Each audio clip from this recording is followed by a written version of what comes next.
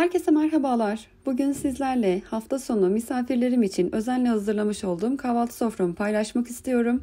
Hangi tarifleri yaptım ve bu tarifleri hangi aşamalarla gerçekleştirdim? Sizlere de fikir olması için böyle bir video hazırladım. Umarım sizler de keyif alırsınız. Dilerseniz ilk olarak atom kurabiye tarifiyle başlayalım.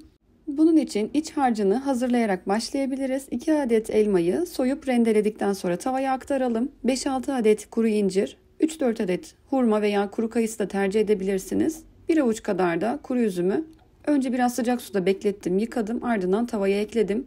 1 çay bardağı kadar toz şekeri ve 1 çay kaşığı tarçını da ilave edip kısık ateşte güzelce kıvam alana kadar, elmalar suyunu salıp çekene kadar pişirdim. Gördüğünüz gibi çok güzel bir iç harç oldu. Sadece bu şekilde bile elma topları olarak yapıp çikolataya bulayıp yiyebilirsiniz aslında. Ben artan harçlarımı bu şekilde değerlendiriyorum ama bu tarifin içi dolu dolu olduğu için böyle bir şeye ihtiyaç duymadım. Harcımı soğuması için ayrı bir kaba aktarıyorum ve dolaba kaldıracağım birazdan.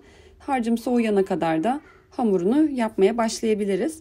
Gerçekten çay yanlarına, kahve yanlarına ve kahvaltı sofralarına çok yakıştırıyorum. Atom kurabiyeyi ben misafirlerime kahvaltıdan sonra vereceğim kahveyle ikram etmeyi düşündüğüm için uygun olacağını düşünerek tercih ettim. Şimdi hamuruna başlayabiliriz. Bunun için oda sıcaklığında beklettiğimiz 200 gram tereyağını bir kaba aktardım. Üzerine 1 çay bardağı sıvı yağ ve 1 çay bardağı yoğurt ekledim. 1 adet yumurtanın sarısını da ilave ettikten sonra yaklaşık 3,5 su bardağı un kullandım. Siz kontrollü kullanabilirsiniz. Çünkü unun markasından markasına kullanım miktarı fark edecektir. Temkinli olmakta fayda var. Ben önce 3 su bardağı ekledim. Daha sonra hamurun kıvamı yumuşak bulduğum için yarım bardak daha ekledim. 1 paket kabartma tozu ve 1 paket de vanilyayı ilave ettikten sonra güzelce hamurumu yoğurdum. Ele yapışmayan yumuşak bir hamur olması gerekiyor. Yarım bardak eklediğim kısmı burası. Burada kıvamını gördüğünüz gibi biraz ele yapışır bir kıvamdı. Yarım bardak daha ekledim. Yani toplamda 3,5 su bardağı un kullandım ve onun sonucunda bu şekilde yumuşacık, ele yapışmayan bir hamur elde ettim. Hamurun yumuşaklığı çok önemli. Bu kurabiyelerimizi hem kıyır kıyır yapacak hem de yumuşacık yapacak. Böyle güzel bir denge sağlayacak. Sizler de bu şekilde deneyin. Kurabiyemin iç harcı soğurken ben çikolatalı cupcake yapacağım. Çikolatalı cupcake'i çocuklarım özellikle her misafir geldiğinde benden istiyorlar. Gerçekten klasik ama lezzetli bir tarif. Birçoğumuz sofralarımızda 5 çaylarında akşamları çayın yanında bunu yaparız. Ama her misafirim geldiğinde özellikle çocuklarım benden istediği için bu tarifi yapıyorum. Bunun için 3 adet yumurtayı ve 1 su bardağından bir parmak kadar eksik şekeri güzelce krema kıvamına gelene kadar mikserle çırpıyorum. Hemen ardından 1 çay bardağı süt ve 1 çay bardağı sıvı yağ da ekleyip tekrar mikserden geçiriyorum. Bu aşamada kullandığımız malzemelerin oda sıcaklığında olması önemli. Buna dikkat ederseniz gerçekten güzel cupcake'ler elde edeceksinizdir. Mikserle geçirdikten sonra 1 su bardağı kadar un kullanacağım. Tabii yine un miktarı farklılaşabileceği için sizler kontrollü kullanın. 2 tepeleme yemek kaşığı kakaoyu ekliyorum. 1 paket kabartma tozu ve 1 paket vanilyayı da ekledikten sonra katı malzemelerimi de eleyerek ilave ediyorum. Sizler de mutlaka katı malzemeleri eklerken mutlaka eleyin. Bu şekilde daha güzel kabaracaktır. Son kez hamuru toparlamak için mikserden geçiriyorum. Gördüğünüz gibi çok güzel bir kıvam alıyor. Çok sıvı olursa veya çok katı olursa kekimiz güzel olmayacaktır. Aynen bu şekilde boza kıvamında bir kek hamuru elde ediyoruz. Hazırlamış olduğum kek hamurumu kalıplarıma aktarıyorum. Bu şekilde çok güzel, çok lezzetli bir kek elde edeceğiz. Sizler de çocuklarınıza, misafirlerinize gönül rahatlığıyla yapabilirsiniz. Fırınımı 170 dereceye getirdim. Fırınımın önden ısınması gerekiyor. Üzerine ben damla çikolata ekleyeceğim. Sizler fındık, kuru üzüm ya da farklı şekilde eklemeler yapabilirsiniz. Bu şekilde yapmayı tercih ettim. Kekimi hemen fırınıma aktarıyorum. Kekim pişerken ben sizlerle kurabiyemin yapılışına geçiyorum. Hamurum ve iç harcım güzelce dinlendi. Hamurun dinlenmeye ihtiyacı yoktu aslında. İç harcın soğuması için keki de pişirirken kurabiyeleri hazırlarız. Zamandan da kazanmış oluruz diye kurabiye yapımını kekten sonraya bırakmayı tercih ettim. Hamurdan ceviz büyüklüğünde parçalar alalım ve bu şekilde elimizle inceltelim. Yuvarlak bir şekil elde edelim. İçerisine 1 tatlı kaşığı kadar harçtan dolu dolu koyalım. İç harcı ne kadar dolu olursa o kadar güzel olur. O kadar lezzetli, yoğun bir tat gelir. Sizler de bu şekilde iç harcını bol kullanmaktan çekinmeyin. Vermiş olduğum ölçülerle tam 20 adet güzel kurabiyeler elde edeceğiz. Hem hamur hem iç harcı tam denk geliyor. Sizler de bu ölçüyü kullanabilirsiniz. Kurabiye hamurumuzu yaparken yumurta sarısı kullanmıştık. Beyazını ayırmıştık. Beyazını şimdi kaplamasında kullanacağım. Kurabiyemi önce yumurta beyazına bulayıp ardından irice kıymış olduğum cevize batırıyorum ve bu şekilde güzel bir görüntü elde ediyoruz. Sizler ceviz yerine fındık tercih edebilirsiniz. Hamur ve harç bitene kadar aynı işlemi yapalım ve yağlı kağıt sermiş olduğumuz tepsiye kurabiyelerimizi aktaralım.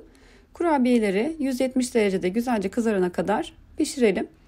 Ben bunları akşam pişirdim ama pekmezini sabah dökmeyi tercih ettim. Daha taze, daha güzel olması için. Kullanmış olduğum pekmez ev yapımı üzüm pekmezi. O yüzden böyle kıvamı biraz daha sıvı.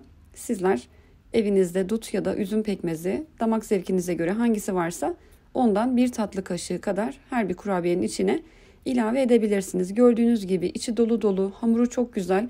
Deneyen misafirlerimden de tam not olan bir kurabiye oldu. Sizler bu tarifi çay kahve yanlarına ya da kahvaltılarınıza gönül rahatlığıyla hazırlayabilirsiniz. Ben bu aşamada kıymalı çıtır börek yaptım. Harcını daha önceden yapmış buzluğuma kaldırmıştım. O yüzden burayı sizinle paylaşamadım. Ama tarifi aşağıya link olarak ekleyeceğim. Çıkarmış olduğum böreklerimi tepsiye dizdim ve üzerine yumurta sarısı buladıktan sonra susam ve çörek otuyla fırına gönderdim. Bu da çok kurtarıcı bir tarif ve çok lezzetli, çok sevilen bir tarif. Tarifi çok videoyu uzatmak istemediğim için paylaşmadım.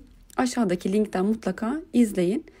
Diğer bir lezzetim patlıcanlı yoğurtlu çok güzel bir meze var.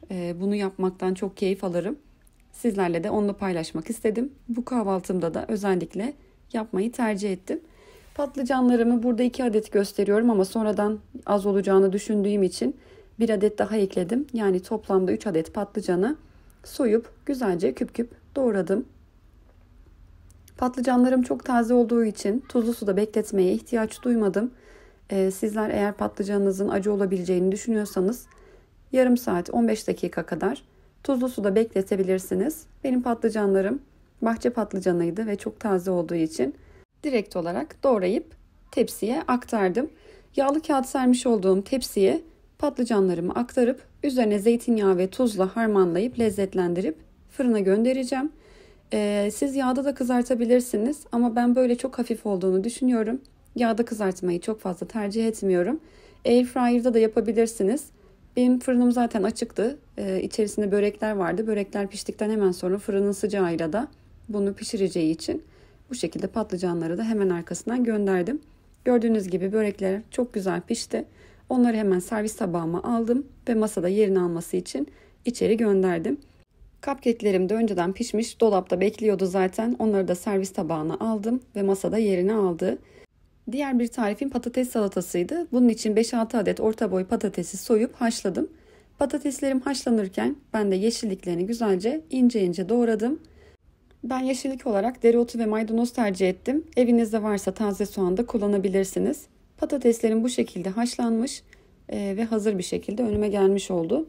Ben hemen yeşilliklerini ilave ettikten sonra üzerine zeytinyağını ve tuzunu gezdirip servis tabağıma aldım. Bu lezzetimi de tamamlayıp masaya götürdükten sonra patlıcanlı tarifimi tamamladım. Ama o kısmı videoya çekmeyi unutmuşum. O yüzden sizlere sadece anlatabileceğim. Patlıcanlarım çok güzel bir şekilde fırında kızardıktan sonra çıkardım. Yaklaşık 1-1,5 su bardağı kadar yoğurda pul biber, nane ve toz biber kullandım.